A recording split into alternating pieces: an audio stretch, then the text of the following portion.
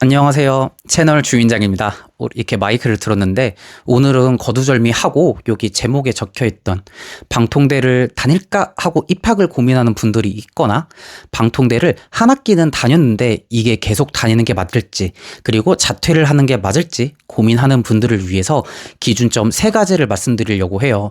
저 같은 경우에도 방통대를 다녔던 이유는 되게 명확했는데 이 외 부수적인 것들을 알려주는 분들이 아무도 없어서 너무 고생을 했던 기억이 있어서 오늘은 이 3가지를 말씀드리고 조금 더 도움이 되고자 하려고 합니다. 그럼 바로 시작할게요. 먼저 첫 번째인데요. 바로 내가 이 방통대 학위가 얼마나 필요한가입니다. 많은 분들이 조금 착각하는 게 방통대를 되게 일반적인 취미 생활로 접근하는 분들이 있어요. 그리고 이 취미가 되게 내가 마음대로 하는 그런 거라 생각하는 분들이 있는데 방통대도 엄연하게 4년제 학위를 받을 수 있는 대학교입니다. 그 말은 뭐냐? 매 학기마다 강의마다 내가 어떤 과제를 해야 되고 시험도 봐야 되고 경우에 따라서는 이거에 대한 쪽지 시험도 봐야 된다는 거예요. 근데 여러분들 한번 생각을 해보세요. 내가 직장을 다니거나 이런 게 있는데 단순히 취미로 위해서 이런 것들을 다시 한다? 이거 저는 과감히 말씀드릴 수 있습니다. 진짜 어마무시하게 어려워요. 그러다 보니까 방통대 같은 경우엔 내가 뭐 어떤 회사에서 고졸 전형으로 들어가서 뭐 좀 더 높은 자리로 가고 싶은데 이 학위가 조금 필요하다 했었을 경우라든가 아니면은 방통대 같은 경우에는 간호학과라든가 이런 것들이 있어서 면허를 받을 수가 있어요. 그 말은 내가 취업을 이쪽으로 하고 싶은데 이 취업을 위한 면허를 받고 싶거나 혹은 내가 이 대학교 졸업을 못한 거에 대해서 어마무시하게 어떤 갈증이 있다. 나는 진짜 대학교 학위를 어떻게든 받고 싶다. 이런 분들이 저는 방통대를 다녔을 때 꾸준하게 오래 다닐 수 있을 거라고 저는 생각을 해요.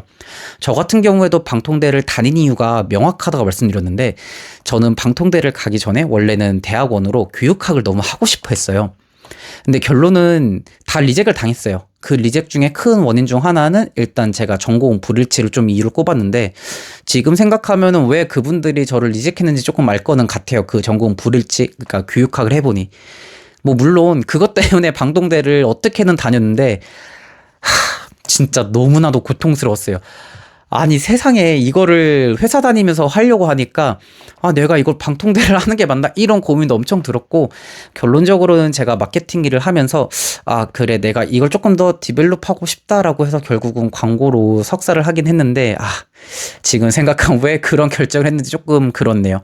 아무튼 여러분들 방통대를 내가 다닐지 혹은 자퇴할지 말지 고민하다면은 이 방통대 학위가 얼마나 필요한지를 한 번 더 고민해 보시면 좋을 것 같아요.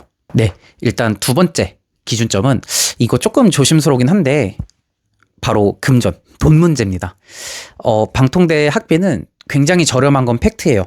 저 같은 경우 교육학과 기준으로는 36만 원에 한 학기만 내면 됐었고 약간 저희 자랑을 하면은 저는 운이 좋게도 성적장학금을 받아서 학비를 조금 덜 내고 다녔어요. 물론 이 성적장학금이 100% 말고 일부 학비 같은 게 몇만 원밖에 안 돼서 크게 차이가 나진 않아요.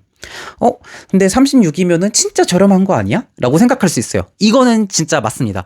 왜냐면은 제가 아는 선에서 일반 뭐 외국어, 사이버 대학교나 이런 데에 비해서 훨씬 더 저렴한 건 팩트예요.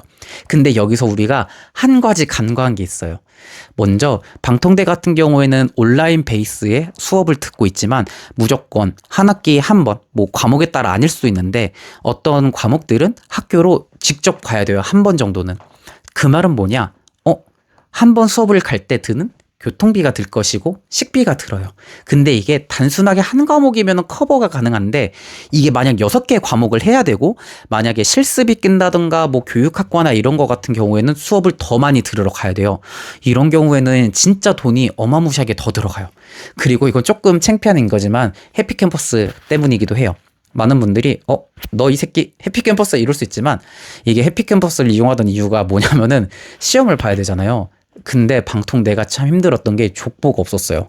물론 어떤 수업마다는 이 예상 리스트를 뽑아주기 때문에 이 예상 리스트를 가지고 제가 정보를 찾아서 이제 답을 채우면 되는데 어떤 수업은 족보가 없어요. 그 말은 뭐냐? 해피캠퍼스 가서 시험을 다다다다 다운받아보고 이거를 달달달달 외워야 되는 거예요. 근데 이게 너무 웃겼던 게 뭐냐면은 이 시험 성적이 돈을 쓴 만큼 나오더라고. 너무 창피하긴 한데 저는 제가 방통대를 졸업한 게 20년도에 제가 입학을 했었던 거니까 그때는 GPT로 뭘 할 수 있는 그런 것도 없었어요. 그 말은 뭐냐? 내가 순수 노가다로 다 해야 될 게 너무 많았다는 거예요. 근데 해피캠퍼스 전 그때 이용을 처음 해봤거든요. 와, 한 번 다운받는데 5,500원부터 해서 10,000원 막 이런 식의 가는 거예요. 와, 근데 이제 저 같은 경우에는 물론 족보가 나오는 시험도 있고 이제 과제로 대체되는 시험이 있기 때문에 실제로 돈이 그렇게 들진 않았는데, 아, 이걸 만약에 6개 과목을 다 한다? 와, 이거 진짜 좀 빡셀 것 같아요. 결론은 뭐냐면은 학비 외에 추가로 들어갈 돈이 생각외로 어마무시하게 많습니다. 물론 앞에서 취미로는 못 다닐 수 있다고 말씀드렸는데 뭐 취미로 다니시는 분들이 있을 거예요. 그리고 졸업한 분들 있고, 이분들 같은 경우에는 금전적으로도 생각외로 되게 많이 들어간다는 거를 항상 인지를 하고 있어야 돼요. 이거 인지 못하는 순간에 학비 내고 또 나가고 하면은 생활비가 빵꾸가 날 수 있어요. 이 생활비 빵꾸 난 걸 왜냐? 내가 그랬거든. 그래서 항상 생각해야 될 거, 금전적으로도 이슈가 있다. 이걸 꼭 생각하시면 좋을 것 같아요. 네, 이번엔 바로 세 번째인데요. 바로 시간입니다. 이 시간은 많은 분들이 간과하고 있는 건데요. 우선 방통대 수업이 한 개 과목으로 기준으로 해서 짧으면 1시간 10분, 길게는 2시간이 넘어가는 수업들이 있어요. 그러면은 내가 회사를 다니거나 다른 일을 하고 있다라고 하면은 이것들을 다 끝내놓고 와서 이걸 또 들어야 된다는 거고, 그럼 밤 10시가 훌쩍 넘을 수도 있고요. 저 같은 경우에는 이제 토, 일 이렇게 주말 이틀을 날 잡고 6개 과목을 항상 꾸준하게 들어왔었어요. 근데 여기에 플러스로 무조건 이 과목당 중간 과제가 있어요. 그리고 중간 과제 플러스로 기말 과제가 있고, 근데 운이 없으면은 기말 과제 플러스로 시험을 봐야 돼요. 그리고 여기에 운이 없으면은 쪽지 시험도 있습니다. 그럼 총 한 개 과목당 최대 4번의 이런 준비해야 될 것들이 있다는 거예요. 저 같은 경우에는 진짜 너무 힘들었던 게 뭐냐면은 이 한 개 과목을 이제 6개 과목을 해야 되잖아요. 이 6개 과목을 위해서 저는 회사 다닐 때마다 연차를 3일씩을 날 잡고 썼어요. 그러면은 수, 목, 금 연차 쓰고 토, 일 이렇게 해가지고 그냥 날밤 새는 거예요. 진짜 이 날밤을 새고 회사에 이제 월요일에 출근해서 이런 좀비 상태로 출근을 해가지고 이제 그랬던 거죠.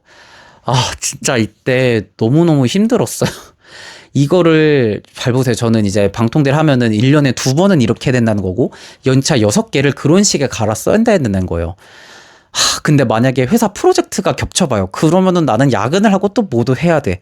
그리고 야근하고 돌아온 날 수업을 내가 들을 수 있겠어요? 또 주말로 미루겠죠? 근데 주말에 약속 있고 뭐 여행도 하고 이래. 그러면은 이 과목에 대한 수업들이 미루면은 진짜 스노우볼처럼 꽉꽉 와요.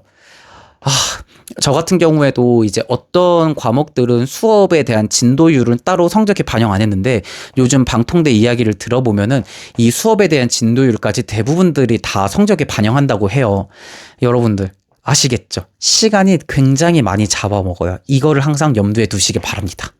네, 여기까지 제가 방통대 입학을 고려하거나 자퇴를 고민하는 분들에게 이제 알려드려야 될 딱 3가지를 말씀드렸는데요. 이거 외에도 진짜 어마무시하게 너무 많아요. 고려해야 될 것들이. 하지만 이 대표적인 3가지를 실제로 다녀보지 않으면 체감하기 조금 어려운 거라서 요 3가지를 말씀을 드렸습니다. 만약에 방통대에 대해서 조금 더 궁금한 게 있다면은 바로 댓글로 남겨주세요. 그럼 제가 최대한 저의 경험을 이제 빗대어서 설명을 드릴 수 있도록 하겠습니다.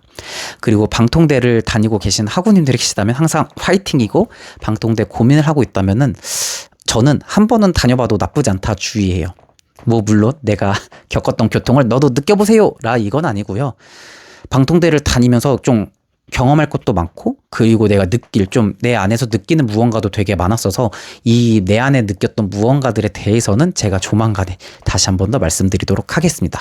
그럼 영상 도움이 됐다면 좋아요 한 번씩만 눌러주시고요. 구독도 눌러주세요. 그럼 다음 영상으로 찾아오겠습니다. 안녕.